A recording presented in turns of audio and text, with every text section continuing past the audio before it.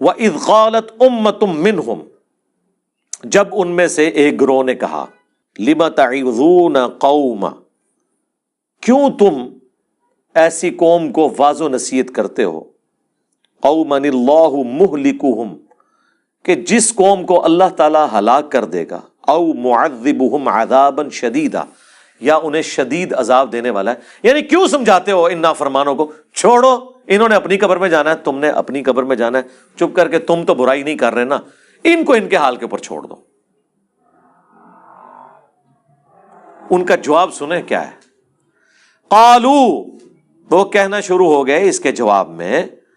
معذرۃ الی ربکم ولعلہم یتقون، ہم تو یہ اس لیے ان کو برائی سے روکنے ہیں کہ اپنے رب کے حضور عذر پیش کر سکیں کہ یا اللہ جو ہم سے بن پڑی، ہم نے برائی کو روکنے کی کوشش کی۔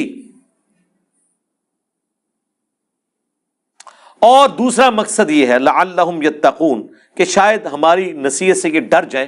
اور یہ بھی اپنی آخرت برباد ہونے سے بچا لیں۔ یہ سیکنڈری مقصد ہے جو میں اکثر کہتا ہوں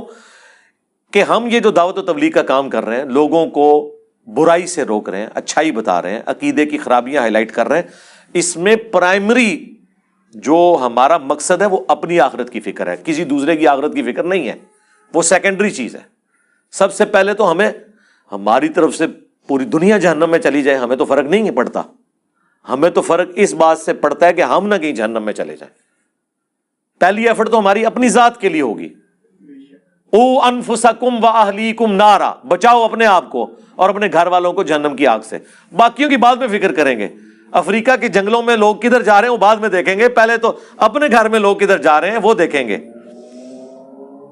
پہلے تو ہم خود قرآن و سنت سے اپنی اصلاح کی کوشش کریں گے، تو ان کا اپنے رب کے حضور معذرت کر سکیں، ہم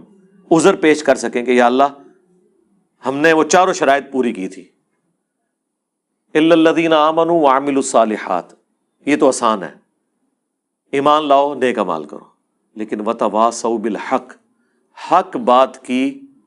وصیت کرنا مشکل ترین کام، اور اس کے بعد اس کا منطقی انجام،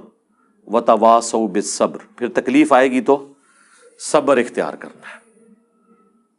یہ اتنا مشکل کام ہے کہ بڑے بڑے اہل ایمان وہ بھی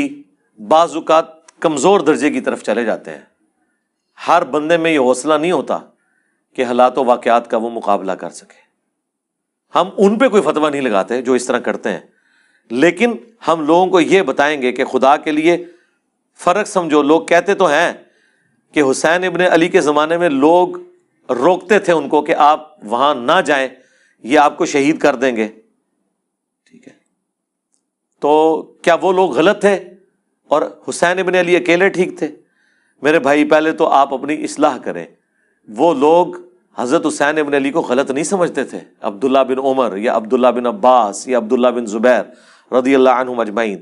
وہ یہ کہتے تھے کہ آپ جن کے خلاف کھڑے ہوئے نا، انہوں نے رسول اللہ کی قرابت داری کا کوئی لحاظ نہیں کرنا، یہ دنیا دار بادشاہ بن چکے ہیں، تو ان کے شر سے اپنے آپ کو بچا لیں۔ وہ یہ نہیں کہتے تھے کہ آپ غلط ٹریک پہ ہیں، وہ دوسرے معنوں میں یہ کہہ رہے تھے کہ یہ بدماش ہیں، آپ کے ساتھ ظلم کریں گے۔ تو جس طرح ہم نے خاموشی اختیار کی ہوئی ہے، کمزور درجے پہ ایمان پہ اپنے آپ کو رکھا ہوا ہے، ہمارے مقابلے پہ نہیں، اس زمانے میں حسین ابن علی کے مقابلے پہ، تو آپ بھی وہ درجہ اختیار کر لیں۔ لیکن حسین ابن علی کا اسٹانس یہ تھا کہ عبداللہ بن عمر، عبداللہ بن عباس یا عبداللہ ابن زبیر، ان کا بنو امیہ کے خلاف کھڑا نہ ہونا کوئی مسئلہ نہیں ہے، کیونکہ ان میں سے کسی کے گھر بھی نبوت نہیں آئی ہے، نبوت تو آئی ہے بنو ہاشم کے گھر، اور رسول اللہ کے علم کا وارث تو میں ہوں۔ اگر میں نے باطل کے ساتھ کمپرومائز کیا تو یہ دین کا حصہ بن جائے گا۔ یہی وجہ ہے کہ 3 بر اعظموں نے یزید ابن معاویہ کی بیعت کر لی، لیکن یزید کو ہضم نہیں ہو رہی جب تک حسین نہ کرے، کیونکہ انہیں پتا تھا کہ جب تک حسین بیعت نہیں کرتے تو یہ دھکے سے ہی ہماری حکومت ہے، لیجٹمائز نہیں ہوگی، یہ خلافت نہیں ہوگی، اسلامی حکومت نہیں ہوگی، کیونکہ نبی کے گھر والے ہی نہیں جب اسے مان رہے، تو گارنٹی تو دینی ہے نبی کے گھر والوں نے، باقیوں کی گارنٹی کی کیا حیثیت ہے؟ یہ وجہ تھی۔ تو یہ ہمیشہ کم لوگ ہوتے ہیں اور وہ ڈرتے ہیں کہ یار اللہ کے حضور ہم کیا جواب دیں گے.